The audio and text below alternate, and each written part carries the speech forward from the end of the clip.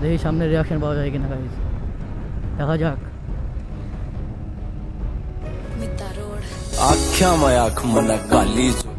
তোমরা কমেন্টে বলো তোমাদের কি গাড়ি পছন্দ, ডিউক 250 না এক্সট্রিম 250 আর। এটার দাম 700 টাকা নিয়েছিল। এখন আর ভাই বেরোনো হয় না, মানে নিজের বাইক নেই, লাইসেন্স সব কিছু বানানো হয়ে গেছে কিন্তু নিজের বাইকই নেই।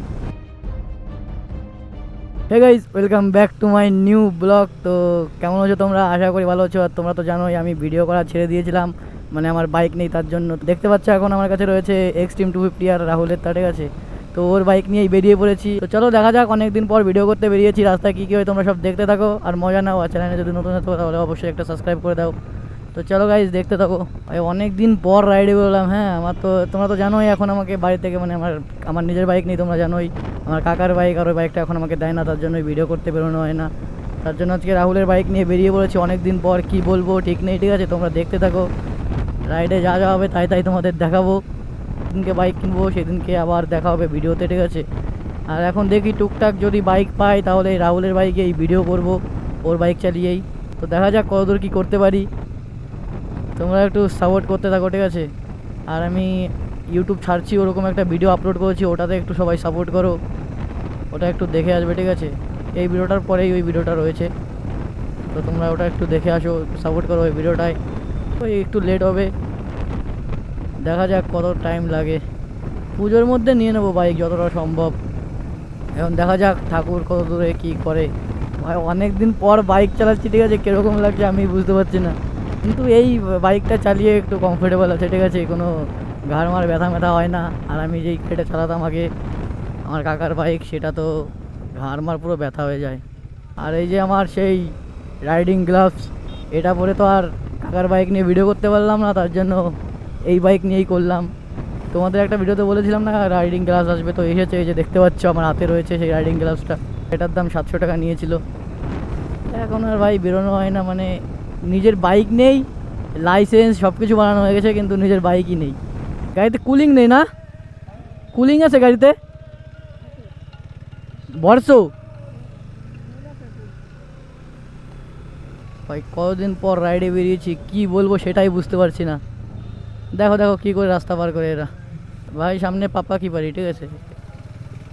इन लोगों से थोड़ी दूर रहना पड़े ভাই, রাস্তায় ঝামেলা করছে। হ্যাঁ দেখো দেখো এদের তিনজন বাইক স্পিডে নয় হয়তো 70-এ রয়েছে, একজনের মাথায়ও হেলমেট নেই। অনেক দিন পর রাইডে বেরিয়েছি, একটু আনকমফোর্টেবল লাগছে, ঠিক আছে? তো এখন আমরা যাচ্ছি ডাইরেক্ট স্টিকারের দোকানে। হেলমেটের ভাইজারে একটু স্টিকার করবে, তার জন্য যাচ্ছি। ভাই কী বলবো আমি নিজেই বুঝতে পারছি না, অনেক দিন পর বেরিয়েছি তো রাইডে। তোমরা শুধু দেখতে থাকো, যা যা হবে তাই তাই তোমাদের দেখাবো। আর হ্যাঁ, যেতে যেতে বলি চ্যানেলে যদি নতুন হতো তাহলে একটু সাবস্ক্রাইব করে দাও। তোমাদের একটা সাবস্ক্রাইব আমাকে ভিডিও বানানোর জন্য মোটিভেট করে, কিন্তু এখন আমার নিজের বাইক নেই, তার জন্য ভিডিও বানাতে পারছি না। একদিন নিজের বাইক হবে, যেদিনকে হবে সেদিনকে থেকে পুরো তোমরা ডেলি ভিডিও দেখতে পারবে। তার জন্য সাবস্ক্রাইব করে রাখো। পুজোর মধ্যেই নেবো আমি বাইক, যদি নিতে পারি। দেখা যাক এখন কতদূর কী হয়। গ্যারেজটা যাচ্ছি সেটা হলো টেওট্টো পরে, ঠিক আছে? এখন আমরা মনে হয় দেবনাথপুর রয়েছি, আর একটু গেলেই টেওট্টো বাঁধবে। ওটা বললো 5টার সময় যেতে, আমরা 4:30টার সময় বেরিয়েছি, বেজে যাবে 5টা। ভাই এখন পুলিশ কি দাঁড়ায় না নাকি? অনেক দিন পর রাইডে বেরোলাম, আমাদের লাইসেন্সটা হয়েছে, তারপরে আর রাইডে বেরোনো হয়নি লাইসেন্স হাতে আসার পর, শুধু বাইক নেই বলে। এই বাইকটা চালিয়ে মজা তো আছে, ঠিক আছে? এটা মানতে হবে। ডিউক 250-কে হারানোর দম রাখে এই বাইক, প্রত্যেকে কম বাজেটে। তোমরা কমেন্টে বলো তোমাদের কী গাড়ি পছন্দ, ডিউক 250 না এক্সট্রিম 250 আর। ভাই হেলমেট পরে থাকলে বোঝা যায় না স্পিড কত উঠেছে। মিটার যদি হিরোর থাকতো না, যদি না দেখাতো তাহলে বোঝাই যেত না কত স্পিডে আছে। হেলমেট পরা থাকলে লাগছে যে এখন রয়েছে 55-তে, মনে হচ্ছে 10-20-তে চলছে। আর আমার পিছনে রাহুল বসে আছে, ঠিক আছে? মোবাইল দেখছে না গার্লফ্রেন্ডের সঙ্গে চ্যাটিং করছে, ওই জানে। দেখি সামনে রিয়াকশন পাওয়া যায় কিনা গাইজ, দেখা যাক।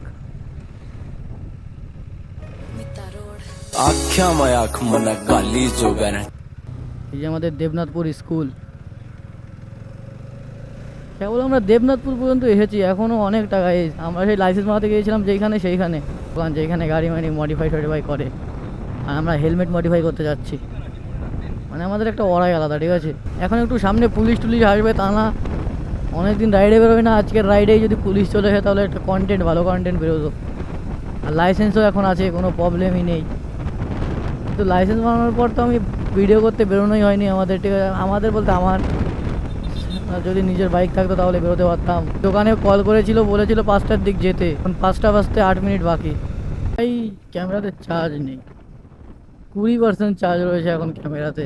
আর এখন আমরা আমাদের মিশনে পৌঁছতে পারিনি, ক্যামেরাতে চার্জ ফুরিয়ে গেলে এখনো মিশনেই পৌঁছতে পারলাম না গাইস। দেখো দেখো রাস্তায় ছাগল মাগল ভাই। আর আমরা শুনেছি আর কদিন পরে এখানে আমাদের 1 বাই 1 রোড হবে। তো রোডটা হলে ভালোই হয়, মানে অ্যাক্সিডেন্ট বাগেরা কম হবে। কবে যে করবে সরকার, আমাদের নতুন সরকার এখন এসেছে, বলেছে তো করবে 1 বাই 1 রোড। এখন দেখা যাক কত কি টাইমিং লাগে। বলেছে মানে এখনো 2-3 বছর তো লাগবে আমার যা মনে হয়, ঠিক আছে। বলার সাথে সাথে তো আর হয় না। 1 বাই 1 রোড করলে ভালোই হয়, একবারে সোজা কলকাতা চলে যেতে পারবো আমরা এইখান থেকে ডাইরেক্ট। আজকের দিনে কি অনেক রাইডাররা বেরিয়েছে, দেখো এই দেখো চলে গেল একটা রাইডার, ঠিক আছে।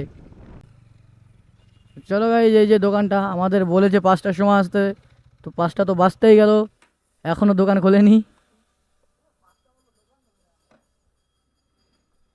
চলো এখন দোকানটা খুলুক।